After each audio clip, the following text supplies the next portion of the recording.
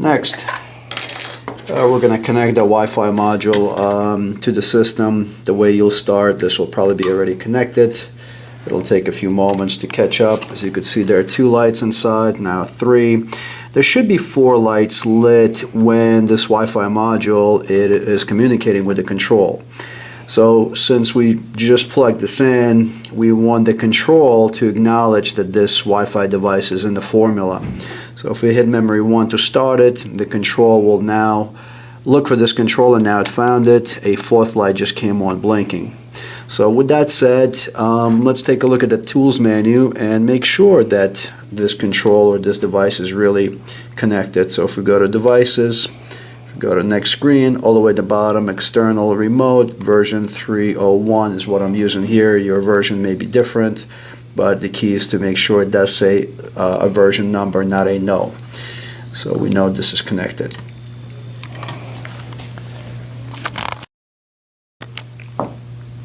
Next is we'll go over the 5 troubleshooting, or 5 status lights I should say.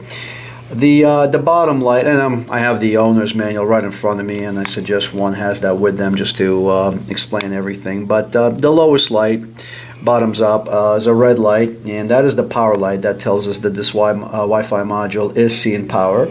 It's a red light which will stay steady on. Next light up is the 485 light. That's the it's a red light that will blink, which is a communication light with the 450 controllers you already noticed. Next light up is the yellow blinking light. That's the RS1. It blinks when the microprocessor inside this Wi-Fi is operational, which it is right now.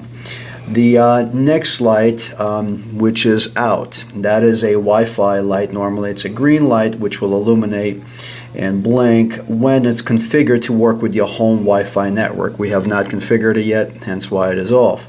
And the last light, the green, the upper RS2 light, that light stays steady when the Wi-Fi is operational between this module and the control. It indicates that we're broadcasting a Wi-Fi signal. So this is it for the lights. Next, we will be downloading the My Steamist app and configuring the network. For this example, I will be using a Motorola Razr Droid. The app may be downloaded from Google Play for Droid devices or from iTunes on Apple products. First, we're going to go to Google Play. I already had My Steamist selected on top. And we're just going to install it.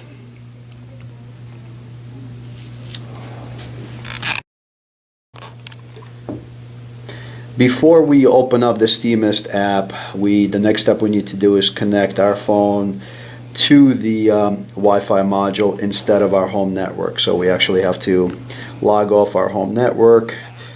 We're going to go to System Settings. We're going to go to Wi-Fi, and my 450 is the name of the Steamist module, and you'll have different numbers after it, but the My 450 is the key. So we want to connect to it.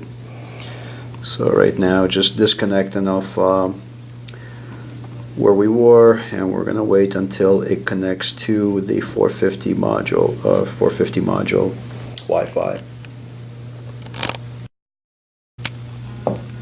Okay, now that we're connected to the My 450 device, or Wi-Fi module I should say, now we're going to go to the My Steamist app.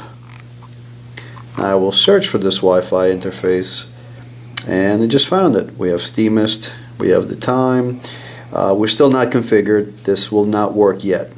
Next step is we want to go to Tools, which is in the upper right corner. Next is the network.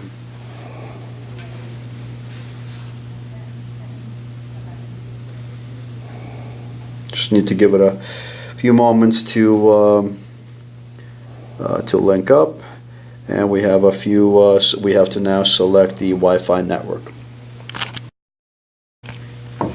Before we do the next step, please make sure you know your home Wi-Fi network name and your password for the next step, because now we have to put the Steamist Wi-Fi or Steamist module onto your home network's Wi-Fi. So we left a screen with inside the Steamist app. There's a bunch of networks around me, so sometimes you have to scroll down between screens. So on the bottom, my house Wi-Fi, that's where we want to connect. And for test purpose, we set up a password called tech support. So again, all you're doing is logging into your home network. So whatever your home password is, that's where you'll enter now. And we're going to save.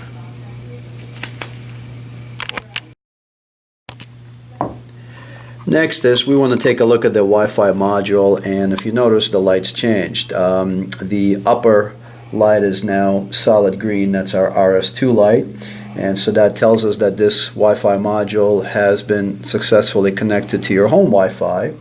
And the light below it is the Wi-Fi green light, and it's blinking, so it is configured to work with your home network. Next step is, since our phone is not connected to our home network, now the next step is to exit the Steamist app, and now we're going to go to Wi-Fi, and our home Wi-Fi was, let's see, our My House Wi-Fi, and the password we used was tech support. Again, this is just the password that I've used here for this sample video, but in your house you'll have a completely different name, obviously, and a password. So right now we're authenticating, and shortly we should be connected.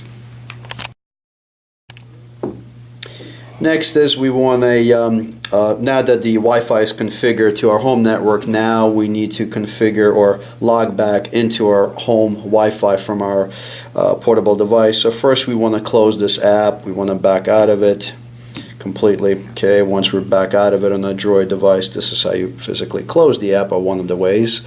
So now when I connect back to our home Wi-Fi network, in this case we were My House Wi-Fi, which my phone automatically connected to it, but if you need to, just make sure that you are connected. If it's not, connect there. Okay, now we should be able to turn on My Steamist app. It'll search for the Wi-Fi for your home network. It found it, and it found the new Wi-Fi module. Now we should be able to turn the system on. So if I press memory 1, it turns the system on, and it follows the settings we had pre-programmed in the DSC450 control.